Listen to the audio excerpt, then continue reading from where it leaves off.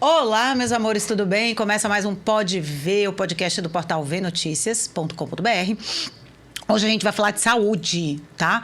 Saúde, se você aí tá com algum problema nos seus ossos, quebrou qualquer coisa, né? Mas para além disso, a gente vai falar também sobre desenvolvimento pessoal, vida, enfim, tudo, porque a entrevista vai ser super bacana.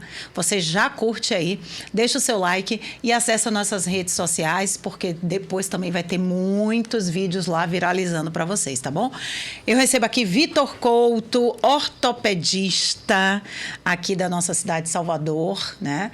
Seja bem-vindo. Opa, obrigado, Lil. Tudo bem? Tudo bem. Primeiro, o que é que faz um ortopedista? Você é clara para que, assim, tem muita gente que às vezes não tem informação. A gente sabe disso. E como a gente atinge todos os níveis de classe, é bom que a pessoa entenda como procurar um ortopedista, em que momento procurar e o que faz essa especialidade. Bom, vamos lá. Boa tarde, pessoal.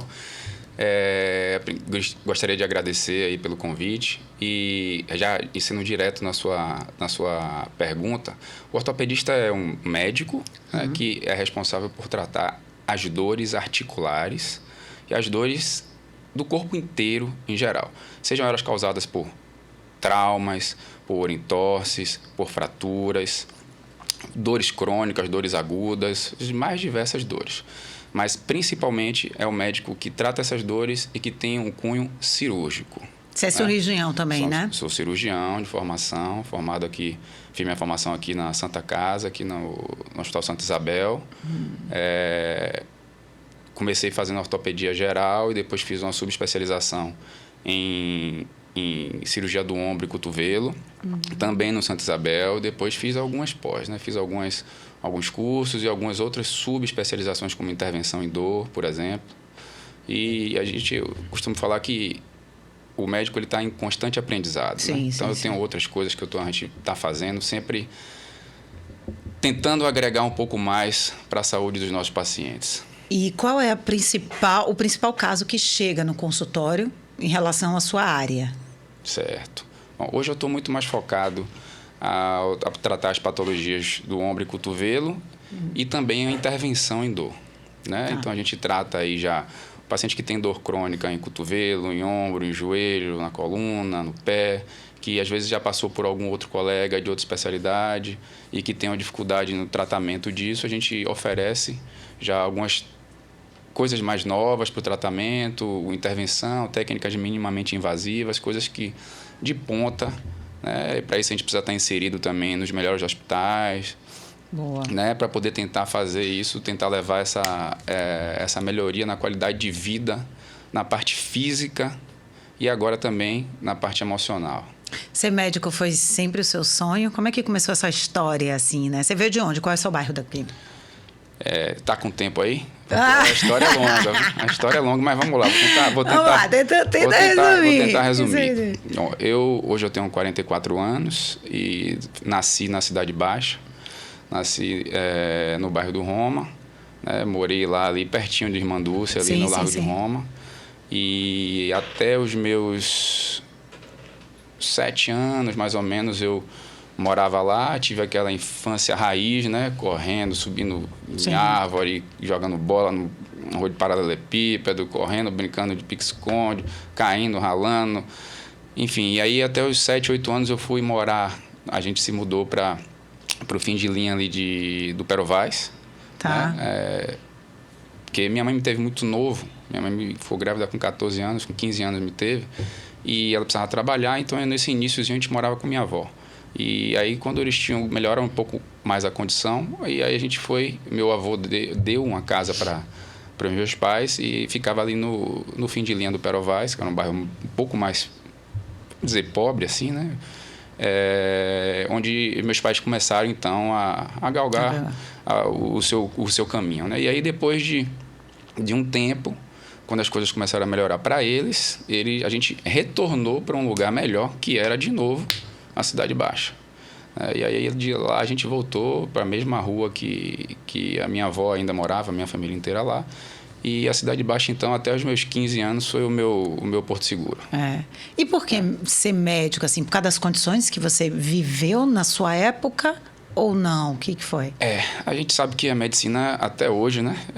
Nesses meus 44 anos, a gente sabe que o quanto as pessoas procuram ser médico, né? E para as crianças, para as pessoas de classe baixa, acredito eu, como tenha sido isso, eu ia no consultório médico e eu ficava fascinado. É mesmo?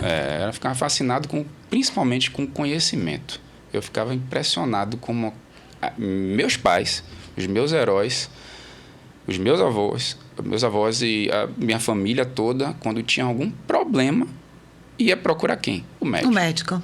Então, aquela vontade de vencer, aquela coisa de você vencer na vida e você não ter e você querer, acho que foi o primeiro start que me deu para tentar vencer na vida e querer ser médico.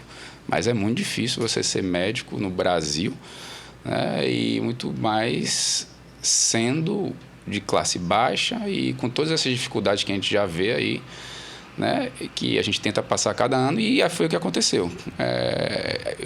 Naquela época só tínhamos aqui 2 faculdades. Sim. Né? A Federal e a Baiana. A Baiana, E como eu vinha de família simples, assim como minha mãe, assim como meus tios, assim como todos, eu fiz curso técnico de contabilidade.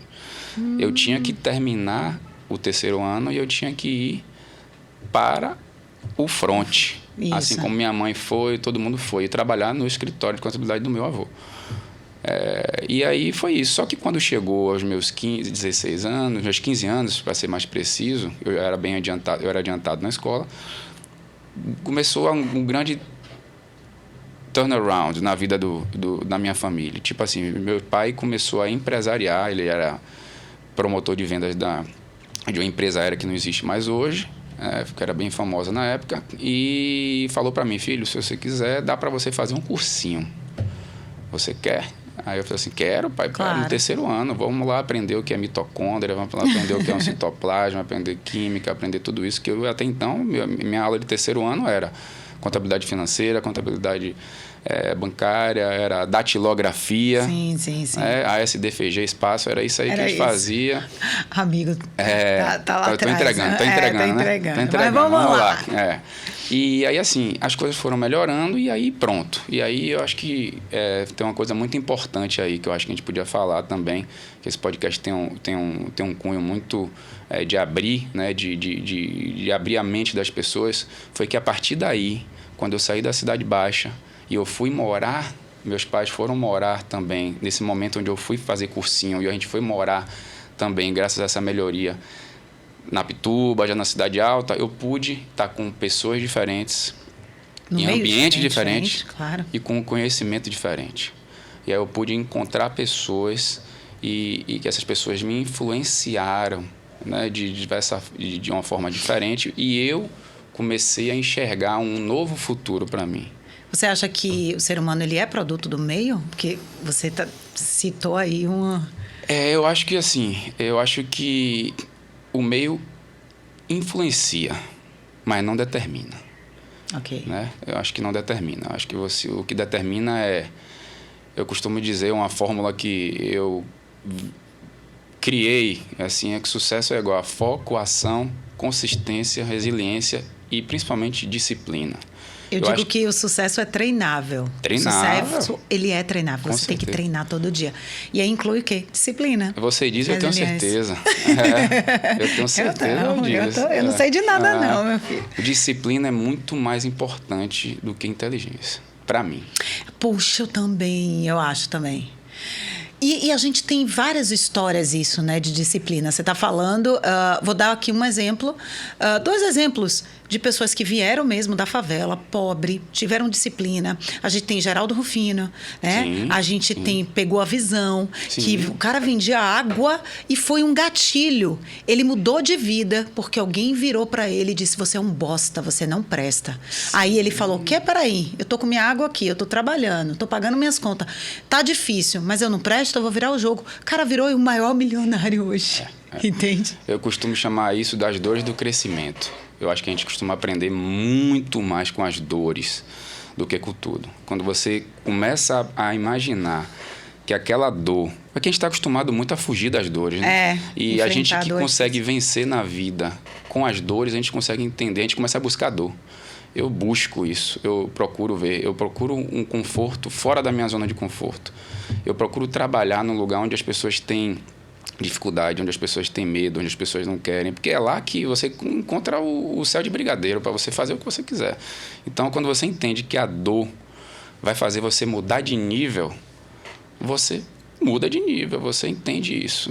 Dá o mesmo trabalho você sofrer ou você se dar bem, você tem que escolher, entendeu? Mas eu acho também que coloca aí alguns pilares, né? Primeiro, a educação. Sim. Né, dos pais. E segundo, sua mentalidade. E eu vou dar meu exemplo, que eu sou mais ou menos como você, né? Eu vim do subúrbio, Piripiri. Sou filha de mãe, né? Não solteira, mas mãe viúva, porque eu perdi meu pai muito pequeno. Praticamente Piripiri é dominado por traficantes. Eu vivia entre os traficantes, né? Aquela Sim. coisa. Então, todo mundo sabia. Ninguém mexia comigo porque era minha família. Então, já sabia. Eu poderia muito bem ser um produto do meio. Ou eu poderia ter virado uma prostituta, vendido drogas ou qualquer coisa desse tipo. Mas não. Eu tive uma educação que não me permitiu a isso. Mas, sobretudo, eu criei uma mentalidade desde criança, desde quando eu perdi o meu pai logo depois, para essa mentalidade de crescimento e de sucesso. Entende? Perfeito, perfeito. Então, assim, a gente não é produto do meio. A gente pode estar naquele meio por um determinado momento, que não faz parte da gente. A gente pode estar na favela ou a gente pode estar em um palácio. Mas a gente não é produto daquilo. Depende da nossa mentalidade, né? Perfeito, perfeito. Eu acho que você falou 2 pontos aí importantíssimos. Disciplina e também mentalidade. Eu acho que qualquer mudança, ela tem que vir primeiro junto com a mudança da mentalidade mesmo. E já na própria Bíblia já fala isso. Eu gosto de falar um versículo bíblico que acho que talvez seja o que eu mais falo, o que eu mais gosto, que é Romanos 12:2, que fala: e não vos conformeis com esse mundo, atentáveis para a mudança da mentalidade. Só assim vai desfrutar da boa, perfeita e agradável vontade de Deus.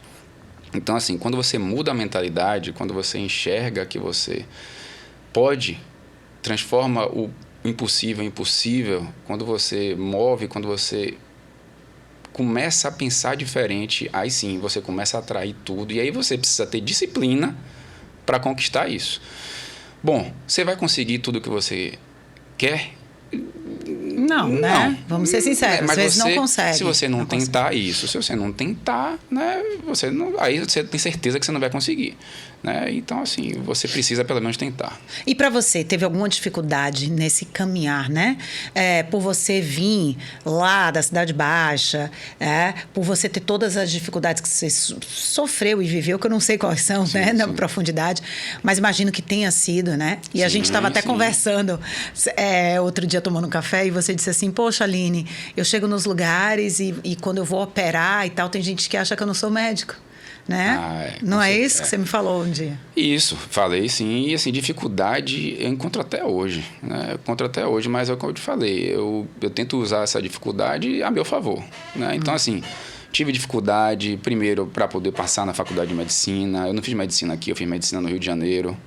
Né? Então, assim, quando eu passei, eu tive que abandonar, na época, a minha esposa, a minha namorada, na época, um namoro sério, um namoro que eu já tinha 4 anos, mas eu tinha um propósito que era ser médico, eu queria muito ser isso, e fui para lá, depois ela foi também, o destino queria nos juntar e a gente foi para lá para fora, ficamos juntos, e aí, assim, quando eu cheguei lá no Rio de Janeiro, tinha aquela coisa toda, eu já era um pouco mais velho, já fui para lá com 24 anos de idade, cheguei no Rio de Janeiro, um lugar onde as pessoas, assim, o Sul, né, não vou dizer de todas as pessoas, mas tem aquela coisa com relação... Discrimina, né? Principalmente nordestino. Aquela coisinha, né? Então, assim, eu já tinha, além de tudo, essa coisa. Então, eu cheguei devagarzinho, fui conquistando o coração das pessoas. No início, as pessoas vão te deixando um pouco de lado, tal. Eu fui bem acolhido por um, bem acolhido por outro. Fui começando a mostrar o jeitinho nordestino, aquela coisa. Daqui a pouco eu fui acolhido, tornei o melhor aluno da turma, fui orador da turma, fiz meus melhores amigos lá. O Rio de Janeiro passou a ser um lugar maravilhoso para mim, onde eu pude realizar o meu sonho de vida e pude voltar para cá.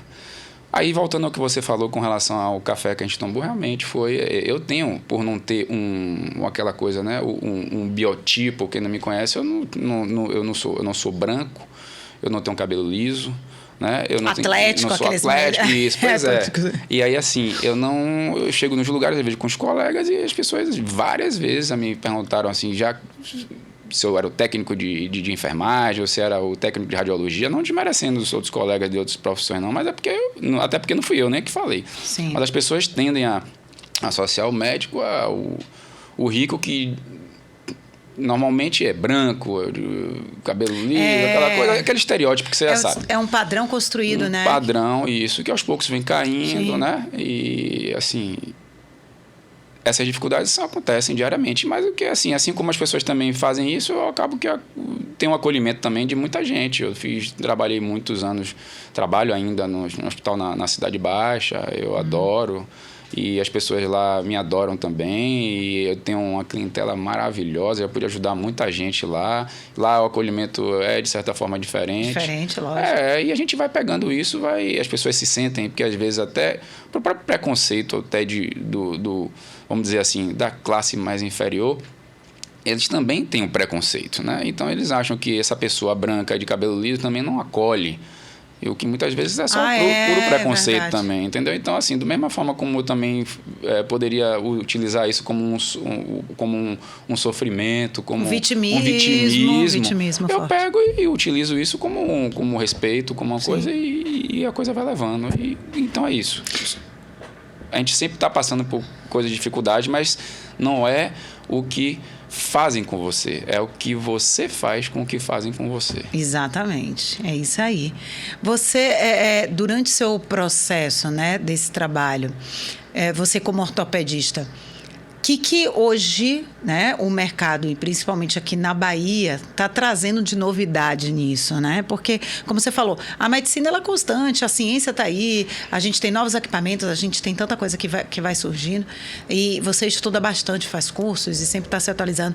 O que hoje poderia dizer assim, que vem de novo, ou que vai chegar de novo, ou que já tem, que muita gente não sabe, né?